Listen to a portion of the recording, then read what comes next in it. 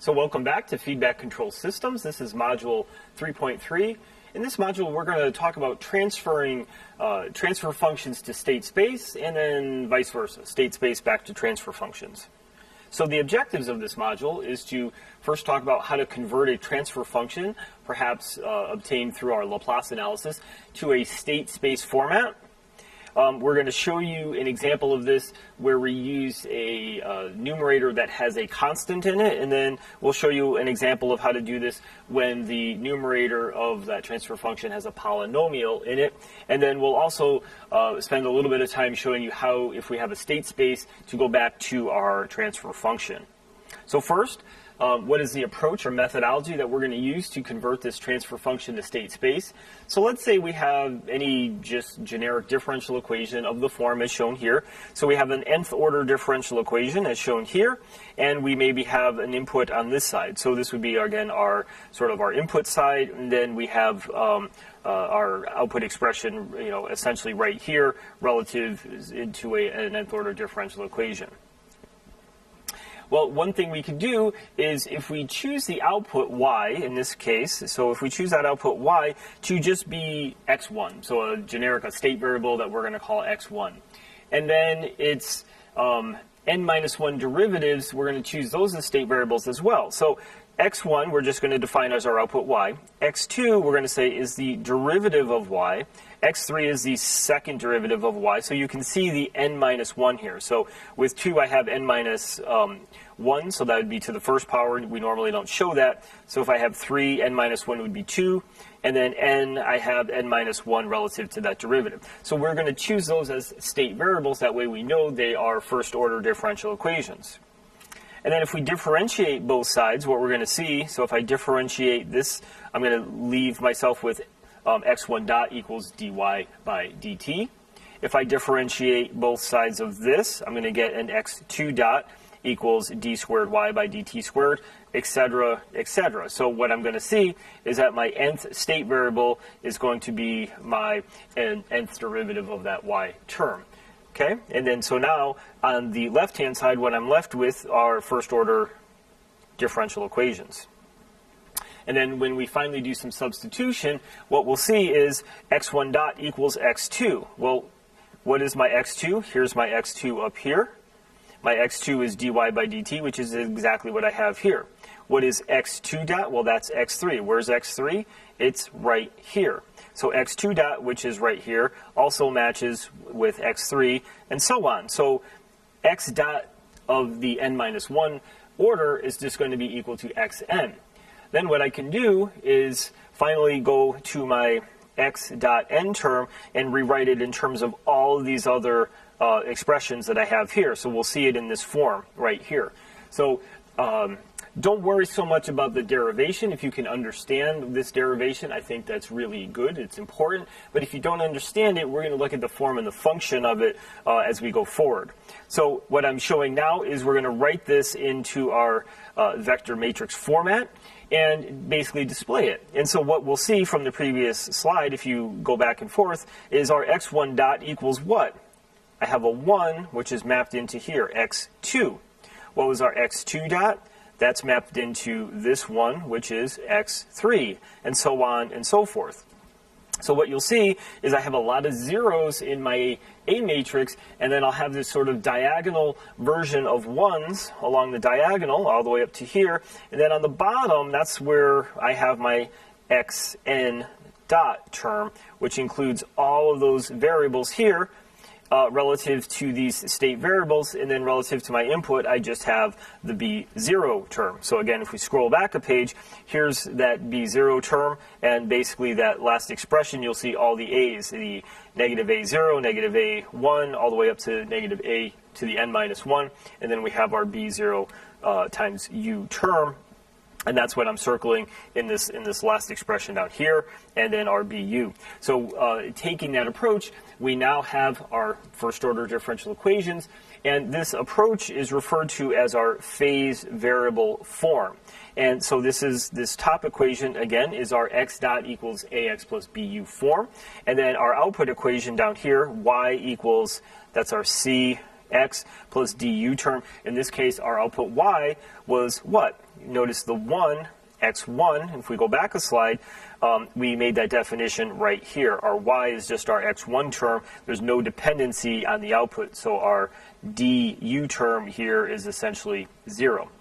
Now, in MATLAB, this is done for you using your command tf2, the number 2, and then ss, so transfer function to state space. As always in MATLAB, if you type help space this term, you'll get a full listing of all the help and how to use that function within MATLAB environment. One of the help things that you'll see is that this puts it in what is called this phase variable form. There are other forms that you could write this matrix, but for now, this is the form that we're going to use as a sort of introductory to this transformation of transfer functions to state space. Now, let's show you an example of this using a transfer function that has just a constant term in the numerator. So as we can see here, I just have a constant in the numerator, and if I look here, I have a third order differential equation that's relating my input r sub s to my output c sub s. Okay, so c sub s is my output. Now, here, I'm showing you a block diagram. We haven't really spent a lot of time, actually probably no time, talking about how to put this in block diagrams. What I'm going to do is I'm going to work through some of the math and some of the equations and eventually get back to the block diagram and show you how we can take this transfer function, map it into a block diagram, and you'll see that really clear connection, I hope, of how to represent this in sort of this state variable form as we showed on the previous slide. So, given this transfer function relating CS and RS as shown here, we're going to basically just cross multiply.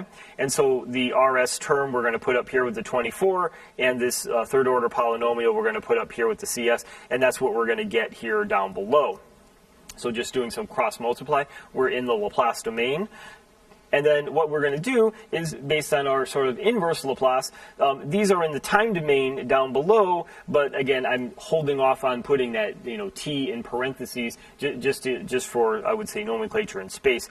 But what I'm going to see is I'm going from this constant to the time domain. I go from big R to little r, and then 24 times CS to just 24C, etc. Now notice the S term. Remember, our S term is a derivative term, which maps into our C dot.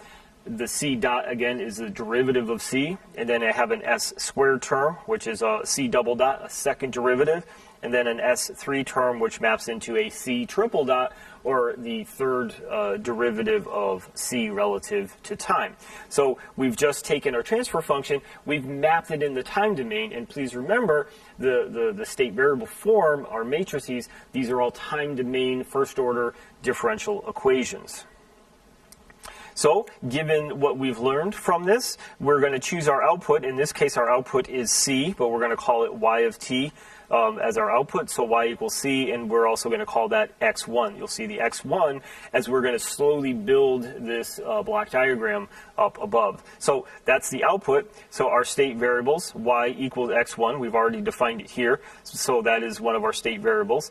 And so it's directly mapped in that block diagram above. So what is x2? Well, here's x2. Okay, x2 equals c dot, and really it's the second derivative of x1. So notice what I have between my x1 and x2. I have an integration sign. So if I take x2, integrate x2, I get x1. It's basically the reverse of the derivative format. So the derivative format would go sort of right to left, the integration left to right. So that symbol is an integration symbol that we're going to use. Now, given x2, I have x3 with another integration. So that mapping as a differential, I can write as x3 equals c double dot.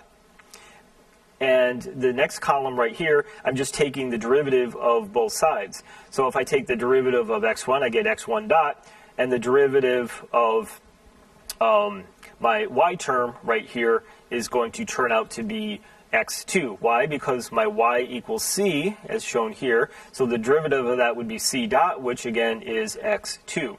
And then so on and so forth as I go down here. And then our highest order here, x3 dot, if you remember from our phase variable form on the previous slide, I can write it in this form as shown here. Okay, so basically doing that substitution from what we have up here, and based on the definition of the state variables over here, I can actually write this equation for x3 dot. Now, we're going to continue this on to the next slide, and just sort of repeated the basics up here and sort of my block diagram. So that's a starting point. So to put that in our phase variable form, I have my three state variables, x1, 2, and 3. So I start with my x dot term right there with my three state variables. That equals my ax plus bu term right there.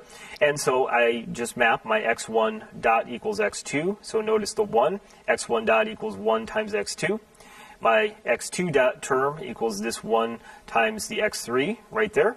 And then finally, this row down here would basically implement this last expression for x3 dot, given the terms in terms of the other state variables, and also the input, which is shown here. The other two, x1 dot, x2 dot, are not dependent on any of the inputs, so hence the zeros there. Finally, our output equation, y equals cx, just like before, our y equals my x1 term, so my c vector is just 1, 0, 0. Now, a little note on the bottom here says, notice that this row right here, if I look back to my transfer function way up here, notice that it's basically the same numbers. So in the transfer function, I start with, a 9, a 26, a 24 up there, and notice I have a negative 9, a negative 26, a negative 24 here. So what that note at the bottom says is the third row of this phase variable form matrix has the same coefficient as the transfer function denominator, but in reverse order and with a negative sign. So pretty soon, like other things we've done in this course, almost by inspection, given this transfer function, you can basically say, oh, here's the 24, that goes there. My y is just going to look like this form because y is going to be my farmost point here, x1, and then these variables down here will all have negative signs and be in reverse order of that denominator transfer function. Okay? So now, as I look at these, as I look at this expression here, let's clear off some of the ink. So if I look at this expression, okay, we've talked about x1 dot equals x2, and then x3 dot here equals x2 relative to the integration signs on the previous slide.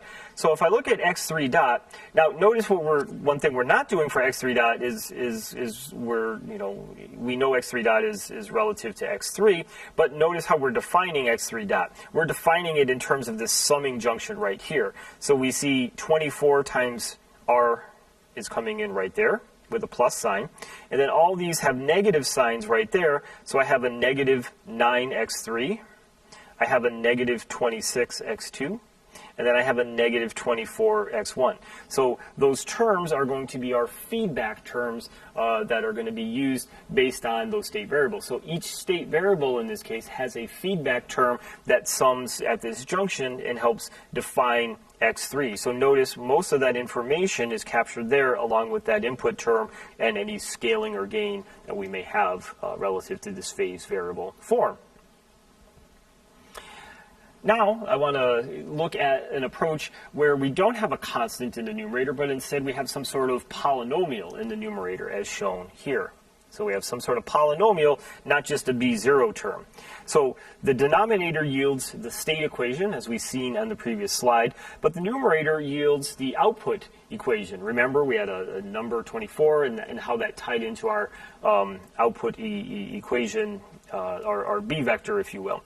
So one approach that we can do is we can separate these two terms, basically just bring the denominator out, and that's going to be in terms of the state equation. So we're basically separating that out, and that's going to have all of the state variables except, here we have x1, but the internal variables x2, x3, they're buried in there. And then we're going to take the numerator and use that relative to our output expression. Remember that our C term here is really my output expression. So first we're going to take that step to separate them out to visualize, and I think at this point it's better to just put some numbers in, work through an actual example. So we're going to start with this. We're going to separate those out to visualize those, just like we did on the previous slide, but with actual numbers here. And then I'm just drawing a block diagram here. And so if we can tune into what we did with the previous example with just the constant in the numerator, one thing we learned was what? We basically have this approach. So here's x1 and r, so that r maps into this r sub t. Now notice before we had a constant up here, I think it was 24, that maps in here. So we can just write in a 1 there. That goes into the summing junction, and that would make x3 dot. How do I know it's x3 dot? Because I have a third order differential equation. That's what would define that term to the right of the summing junction as x3 dot. Now, here's my output. Okay, my output here is y of t, but notice I have some additional terms. So what I'm initially going to say is I'm really going to focus on this x1. Okay, so here's my x1 of t. I'm going to ignore everything to the right of that just now because that's going to be our output equations. So if I look now at what I have in my block diagram, I have my integration to get to x2, my integration to get to x3, and then my integration to get to x3 dot. Those are all the same. What did we also learn? That we look at the denominator here, and all these terms are in reverse order. So I have my 24 that's tied to x1, my 26 here that's tied to x2, and my 9. So I can write these by inspection. They all have negative signs as I'm showing right there. So again, just by inspection, we can write that. We don't need to actually write the differential equations at this point. So that basically takes care of the lower half of this. Now I want to look at, well, what does this do? So between x1 and c, what do I have? Well, let's clear some ink here just to recalibrate. So I'm now looking at this relationship between c, which is essentially our y, our output here, and our x1 term. Well, if I look at that, I have a constant 2. So this 2 basically goes in, and notice the plus sign. I have a 7, but notice the 7, if I multiply by x1, it's not just 7, it's 7s, which would be the derivative. So that 7 would be the derivative, so that would be my times x2 term, also with a plus. And then finally, I have my s squared term, so there'd be a 1, and then times 2 spaces over, which would be x3. And so I can kind of look at those terms, and those will all kind of come together to create my output variable y. So what I would say is these terms up here from this matrix represents what we're going to call feed-forward terms. They take those state variables, in this case those 3 state variables, and they feed forward knowledge. What is that state variable doing at this instant in time? Let's feed that information through some scaling, factor of 1, 7, or 2, depending on those variables. Let's feed that into a summing junction. They are going to create our output, in this case y. So those are going to be called feed-forward terms, feed-forwarding that state variable information to make the output. Now these terms down here are referred to as feedback terms. And notice one thing here is the feedback terms often here are all negative. That tends to be a sort of a stabilizing thing as we'll look going forward. And here the feed-forward terms here, they're all positive. So not to say that they're always going to be positive. Again, you might have some negative signs in here somewhere. So I don't want to make a blanket statement there. But a lot of times the feedback terms tend to be negative, and we'll leave it at that as we go forward. So literally by inspection of this polynomial in the numerator and denominator, we can create this block diagram to help us visualize what's going on. And again, we can start to use things like, well, x1 is really position, x2 is velocity, x3 is acceleration. If you think back to one of the first modules we did, which was an elevator control, we are very interested in doing what? Controlling the position of the elevator. Also the velocity, acceleration. We don't want to start the elevator and have a very fast acceleration, so we even take the derivative of acceleration, which is called jerk, and try to minimize that, which is why you have this nice sort of S profile that you have. So you can actually take all this information, all these state variables, feed back some terms, feed forward some terms, and get a very nice control, for example, for traction application, robotic applications, etc. So given the block diagram, let's finish this up, and by inspection we can write this in our state variable form. X dot equals AX plus BU, and that's what we have here. X dot equals AX plus BU, and then this term right here would basically say, hey, our Y is basically these numbers times X1. So 2 times X1 plus 7 times x2 plus 1 times x3. So this is, and notice our y has no dependence on the input r of t, so that du matrix essentially turns to 0. Okay, so that would be this expression for finishing up this example relative to a polynomial in the numerator. So we spent the last time in this module talking about going from transfer functions to state space. What if we have a state space representation and we want to get a transfer function out of that? Here is our given state space representation that we've talked about considerably. Now, if we take the Laplace, now why are we taking the Laplace? As a reminder, state space is what? This is in the time domain. These are time domain first order differential equations that we've looked at. So now what we want to do, let's take the Laplace with 0 initial conditions at first. And so x dot, remember that's a derivative. What is that in Laplace? That's our s times xs term. And then we have ax plus bu down here. And then y basically just looks like it maps in. So really the only thing here with the derivative is we have to include that Laplace operator s. If we now want to solve for xs, we look at that top equation, solving for that. One thing I have to first mention is, please remember this is matrix, so linear algebra is going to be quite useful. So notice when I have s on this side, I can take this s, move it to the other side with it, get a common term, and that's what I have here. I've moved the a to the other side, hence the negative. But notice I put this thing next to the s, called I. Now I is what we call the identity matrix, and really the identity matrix really depends on the order, but I'll just draw a very simple third order identity matrix here, 0, 1, 0, and then 0, 0, 1. So the identity matrix here, how we look at the identity matrix is we just have ones on the diagonal here. And so if it's a second order, I just have that. If it's third order, if it's fourth order, I would just keep putting ones on the diagonal, and every other slot is going to be equal to 0. So I'm going to need that identity matrix as defined here, multiply it by s. So when I do that, what actually happens when I multiply my identity matrix now by s, right? Anything times 0 will continue to be 0, and now what am I left with? I just have my s term. I just have my s term now on my diagonal, okay? So that's basically what my SI term looks like here on the left. So I can now take that, and if I have a third order A matrix, I can actually subtract them term by term, and so that's what I need to do here. So if I want to isolate my XS variable, because these are matrices, I can't just divide a matrix. I have to do what? I have to do this, create the inverse of the matrix. So even though I have my SI minus A on the left, I have to take the inverse of it and then put it on the left side of my BU term over here. So if it's been a while since you maybe have performed some linear algebra, need help with some matrix multiplication and division, again, please reach out. There's also, I think, references in the book as well.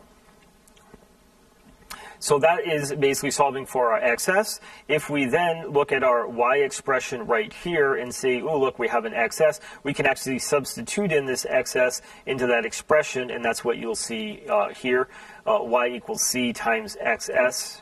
Okay, so that's basically this term right here. That was XS, and then we can kind of complete that. So given all of this, our goal, let's never lose sight of our goal. Sometimes we'll do math, we'll get losing sight of our goal. What is our goal? We are trying to convert from state space, which is this representation here in the time domain, to transfer functions which are in the S domain. So I'm just going to say, here's our transfer function T sub S. That transfer function is what? What is our output doing as a function of our input? So we're really looking at this expression. Here's our output, Y. Here's our inputs, U and U. So we can actually write that and solve for that, and this is basically the expression we have for our transfer function. So if we have a system known in our state space, so our A matrix, B, C, and D matrices, if we know all that, here's the approach that we need to take.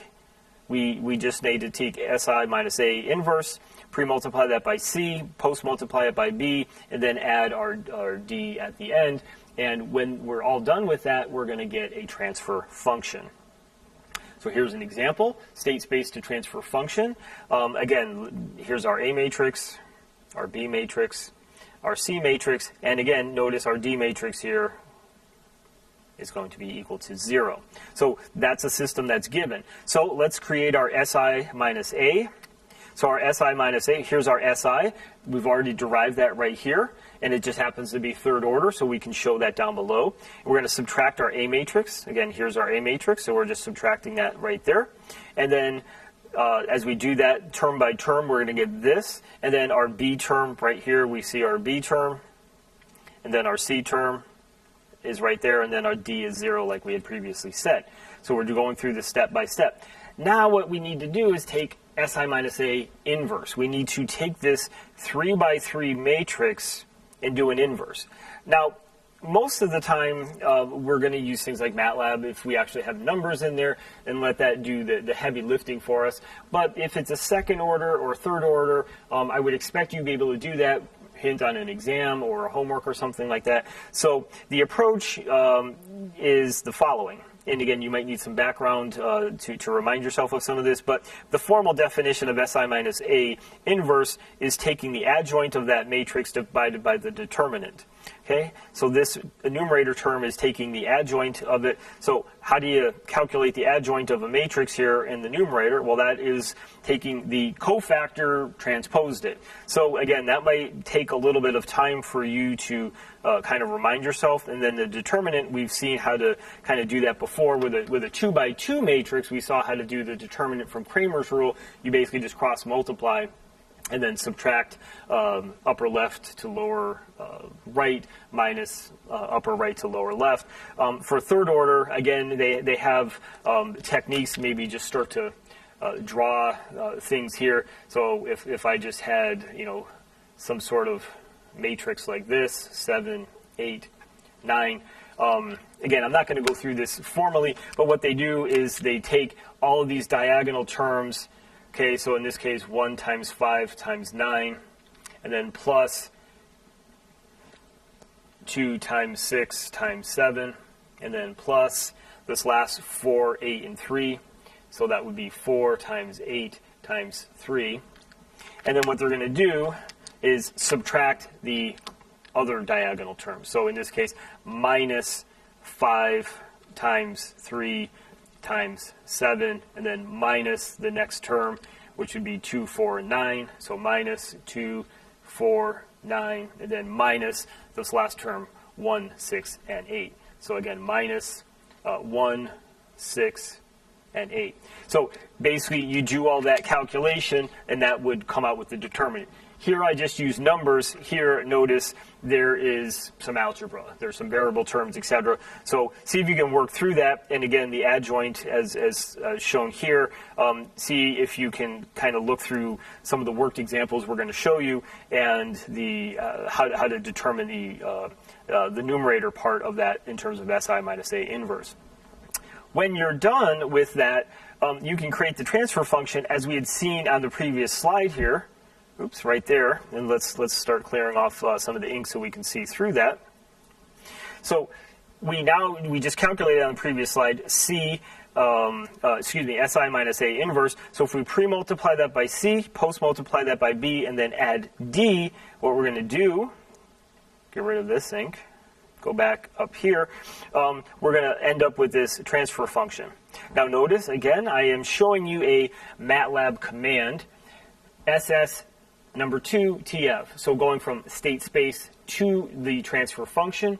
Again, typing help on that function will give you the details of how to do it. Like I said, for second and third order systems, I would want you to be able to do this by hand, but certainly as we go fourth and fifth and beyond ordered systems, I would expect you to use MATLAB. So prove to me that you can do this by hand, and then certainly use MATLAB as the tool once you've gained that understanding. So that will conclude this module. If you have any questions on this material, please don't hesitate to reach out. Thank you.